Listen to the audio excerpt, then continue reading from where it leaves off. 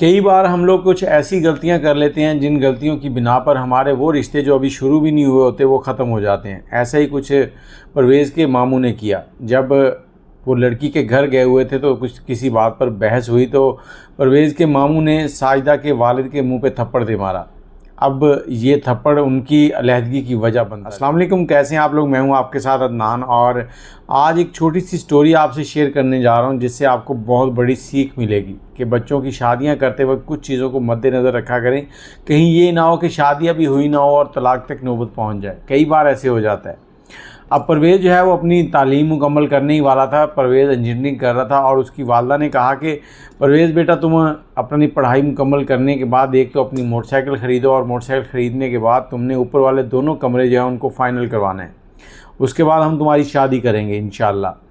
परवेज़ जो है उसके एग्ज़ाम ख़त्म हुए, उसने छोटी मोटी नौकरी ढूंढी और उसके साथ ही पैसे जमा किए और अपने लिए एक अच्छी सी मोटरसाइकिल ख़रीद ली। इधर परवेज़ के घर वाले जो थे परवेज़ के लिए दुल्हन ढूंढ रहे थे तो उन्हें एक लड़की पसंद आती है साजिदा, और परवेज़ से वो कहते हैं कि ये लड़की है। परवेज़ को तस्वीर वगैरह दिखाते हैं। परवेज़ कहता है ठीक है। अब लड़की देखने के बाद लड़की के घर जाते हैं और घर जाकर उनसे बातचीत होती है। इधर उधर से जो मालूमात लेनी थी लड़की कैसी है, लड़की वालों ने लड़के वालों के बारे में मालूमात ली। और लड़की जो है उसके वालिद जो थे वो बीमार थे, किसी हादसे की वजह से वो चारपाई पे आ चुके थे। एक्सीडेंट हुआ था, उसके बाद वो चलने फिरने के काबिल नहीं रहे थे।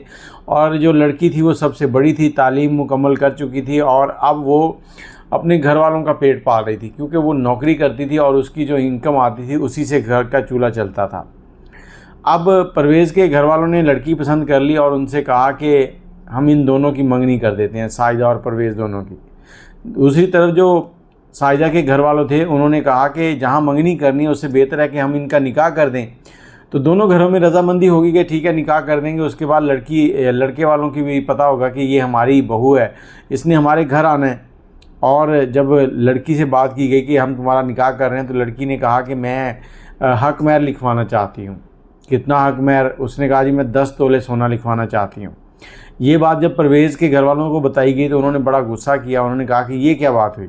लेकिन जब परवेज़ के घर वालों ने दोबारा जाकर साजिदा के घर वालों से बात की तो उन्होंने बताया कि ये बच्ची ने कहा है और उसने कहा कि मैंने हक महर लिखवाना है तो लिखवाना है, अब इस पर हम कुछ नहीं कर सकते। अब एक तरफ तो कुछ रिश्तेदार कह रहे थे कि इस रिश्ते से इनकार कर दें, लेकिन वहीं पर घर वालों को ये लड़की बड़ी पसंद आई थी। लड़की बड़ी खूबसूरत थी और काम करने में अच्छी थी, बोलने में अच्छी थी, अखलाक की अच्छी थी। तो उन्होंने कहा नहीं चले कुछ सोचते हैं। फिर दोनों ख़ानदान बैठे और इनमें आपस में बातचीत तय पाई। उन्होंने कहा जी 5 तोले अब हम देंगे, 5 तोले जब हम रुखसती लेने के लिए आएंगे तब देंगे। तो उसके बाद निकाह की डेट रखी गई। अब निकाह की जो डेट रखी गई उस निकाह पर परवेज़ ने कहा कि हम लोग जो है वो 150 बंदा लेके आएंगे, आप लोगों ने इनको खाना खिलाना है। अब परवेज़ ये बात सीधी अपनी होने वाली बीवी को कहता था।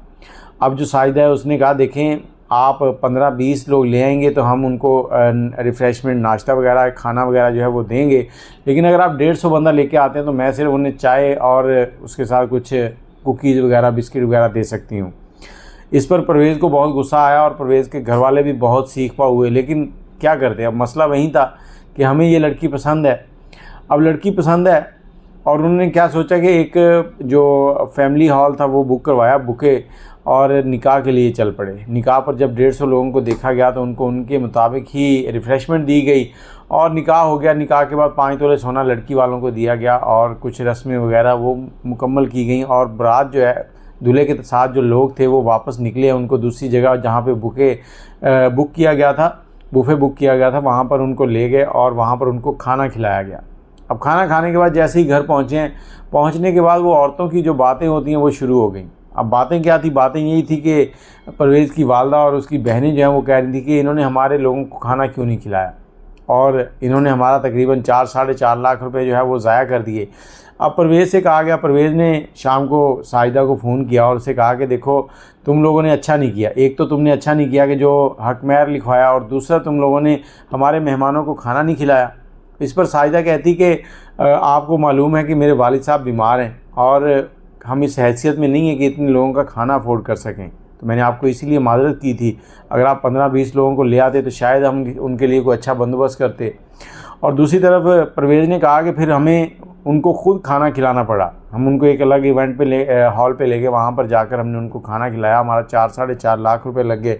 तो उल्टा फिर साजिदा ने इससे एतराज़ किया। साजिदा कहती कि जहाँ तुमने उन लोगों को खाना खिलाया, कोई 8-10 लोग हमारे ख़ानदान के थे, उनको भी बुला लेते।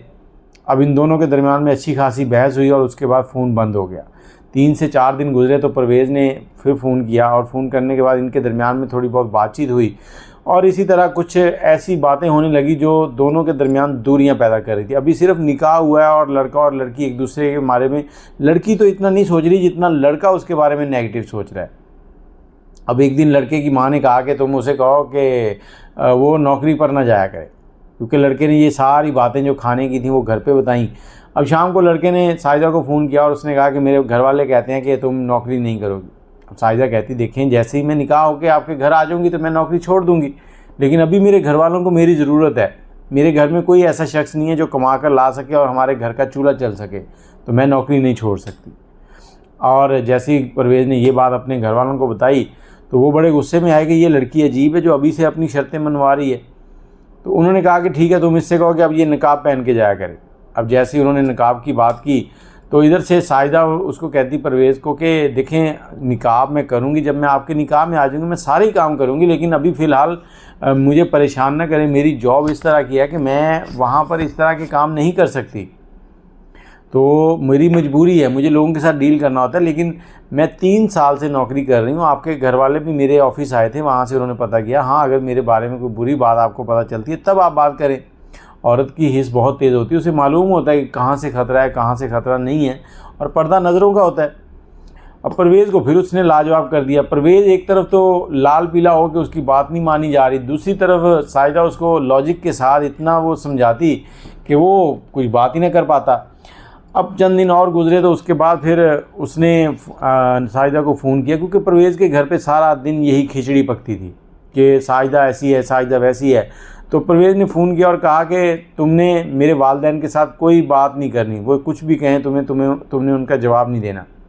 अब साजिदा जो है वो कहती देखें, वालिदैन होंगे वो आपके, मेरे लिए काबिल एहतराम है और मैं उनकी इज़्ज़त करती हूँ। अगर मैं उनको जवाब दूँगी भी तो मैं उनको कोई ऐसा वैसा जवाब नहीं दूँगी, उनके मतलब जो चीज़ बेहतर लगेगी वही मैं उनको बताऊँगी ना। अब परवेज़ और सीख पा कि तुम मेरे माँ बाप को जवाब भी दोगी, तुम उनसे लड़ाई झगड़ा चाहती हो।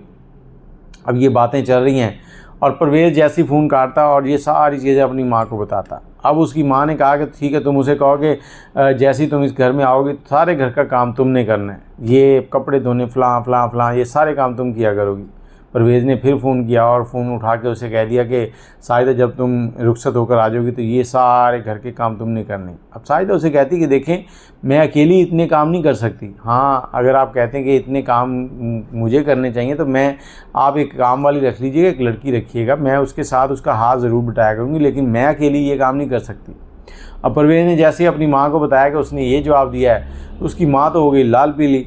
कहती हमने 6-6 लोगों के खाने बनाए हैं, 6-6 लोगों के कपड़े धोते थे, 6-6 लोगों के ये काम वो काम, घर इतना बड़ा घर था, झाड़ू पोछा सब कुछ हम करते थे, हमने तो कभी नहीं कहा ये अजीब मुँह फट लड़की है, हमारा तो लगता है गलत जगह हाथ लग गया है। अब ये बातें चल रही थी तो परवेज़ की जो वालदा है वो कहती एक दिन परवेज़ को कि मुझे उसका साजिदा का नंबर मिला के दो। अब साजिदा के पास अपनी सास का नंबर था, लेकिन जैसे ही कॉल गई तो साजिदा ने आगे से कॉल कट कर दी। परवेज़ की माँ को बड़ा गुस्सा लगा कि ये मेरी कॉल क्यों काटी इसने। अब वो बैठी अपने आप में कुटती जा रही है और तकरीबन घंटे के बाद वापस साजिदा ने कॉल की। अब साजिदा ने कॉल की तो परवेज़ की माँ कहती कि तुम्हें पता नहीं है कि मेरी कॉल थी, तुमने कॉल क्यों नहीं अटेंड की। साजिदा कहती माँ आंटी देखें, मैं ऑफ़िस में थी और ऑफ़िस में फ़ोन इस तरह से इस्तेमाल करना अलाउ नहीं है। अभी साजिदा बात कर ही रही थी कि परवेज़ की माँ ने कहा कि देखो मैं तुम्हारी होने वाली सास हूँ तो तुम मुझे अम्मी क्यों नहीं कहती, ये आंटी क्या होता है। वो कहती ठीक है, आप माँ जी भी ठीक है लफ्ज़, लेकिन मुझे आंटी अच्छा लगता है इसलिए मैं आपको आंटी कह रही हूँ। वालदा तो आप परवेज़ की हैं, मेरी वालदा तो नहीं है। अब ये बात फिर परवेज़ की माँ ने सुनी तो उसको और गुस्सा चढ़ा। तो उसने कहा जी देखो, तुमने आज के बाद मोबाइल नहीं वहाँ पे रखना। तो वो कहती देखें, ये मेरा पर्सनल मसला है, मैं मोबाइल के बगैर नहीं चल सकती और यहाँ पर सारे काम मोबाइल से होते हैं, राब्ते हर चीज़, तो मैं मोबाइल कैसे छोड़ दूँ। अब परवेज़ की माँ को गुस्सा आया कि ये लड़की तो बहुत ही मुंह फट है, हम सबके गले पड़ी हुई है, इसका हम क्या करें। तो परवेज़ की माँ ने परवेज़ को कहा कि ठीक है, इसको समझाओ, इसको कहो कि अब तुमने फ़ोन जो है ऑफिस नहीं लेके जाना, ये करना है वो करना है। तो परवेज़ ने जैसे ही साजिदा से बात की, साजिदा ने कहा कि देखें आप ये सारी शर्तें रख रहे हैं। परवेज़ कहता देखो तुम मेरी बीवी हो, तुमने भी तो हक महल लिखवाया था। तो वो कहती कि देखें मैंने शादी से पहले, निकाह से पहले कहा था कि मुझे हक महल लिखवाना है, आपने इस तरह की कोई बात नहीं की कि ये शर्तें हैं वो शर्तें। कभी आप लोग कहते हैं पर्दा करो, कभी कुछ करो, कभी कुछ करो। अगर पर्दा करवाना है तो पहले आप अपने घर वालों को करवाएं, फिर मुझे कहें, अगर मैं ना करूं तो फिर कहना। तो अब पर्दा जो है वो आँखों का होता है, कोई ज़रूरी तो नहीं कि मैं चादर लपेट के घूमती रहूँ। अब परवेज़ को गुस्सा आया, इन दोनों के दरमियान में बहुत तल्ख़ कलामी हुई। तो उसके बाद घर वालों ने फ़ैसला किया कि हमें ये लड़की जो है ना ये कबूल नहीं है, हम इससे जान छुड़वाएं। अगले दिन सारे रिश्तेदारों को इकट्ठा किया, वो 8-10 बंदे थे, उनको लिया और लेकर साजिदा के घर पहुंच गए। साजिदा के घर पहुंचे हैं तो साजिदा के वालिद उनसे कहें कि देखें आपकी सारी बातें, जो बातचीत हुई उनका सारी बातें ठीक हैं, लेकिन इस वक्त तक वो मेरे घर में है, रुखसती नहीं हुई। जैसी रुखसती होगी जो आप कहेंगे वो मान लेगी। वो कहते नहीं जी, अब इतनी बात हो रही है। तो परवेज़ का एक मामू था, वो बड़ा उछल उछल के बात कर रहा था। साजिदा के वालिद कहते तुम कौन हो? कहता मैं लड़के का मामू हूँ। वो कहता तुम लड़के के मामू हो तो आराम से बैठो, मैं लड़के के बाप से बात कर रहा हूँ, तुम बाद में अपनी बात सुना लेना, बीच में नहीं बोलो। अब इस बात पे तू मैं हुई, गुस्से में आ गए और लड़के के मामे ने जाके परवेज़ के मामू ने साजिदा के वालिद को थप्पड़ मारा। उसके बाद लड़ाई बढ़ गई, गुस्सुन्नम गुस्सुन्नी, और कोई थप्पड़ मार रहा है, कोई मुक्के मार रहा है। पुलिस को बुला लिया गया, पुलिस आई है, फिर रफा दफा हुआ मसला और लड़की वाले अपने घर, लड़के वाले लड़ाई करके अपने घर पहुंच गए। अब ये देखें शादी हुई नहीं है, निकाह हुआ है, सिर्फ निकाह के बाद ही ऐसी बदमज़गियाँ, और सिर्फ इस वजह से कि लड़की उनकी बात नहीं मान रही। और इस तरह से ये सारा मसला जो है आगे बढ़ता गया।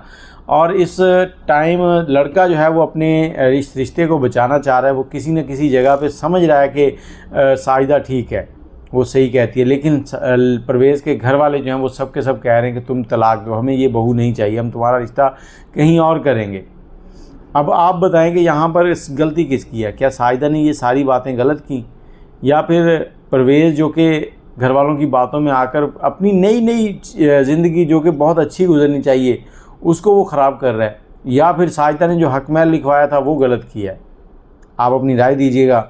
और अगर आपके पास भी कोई स्टोरी है तो हमें इनबॉक्स करें, इंशाल्लाह आपकी स्टोरी को लोगों के सामने बयान किया जाएगा ताकि किसी की रहनुमाई हो सके। दुआओं में याद रखिएगा। अल्लाह हाफ़िज़।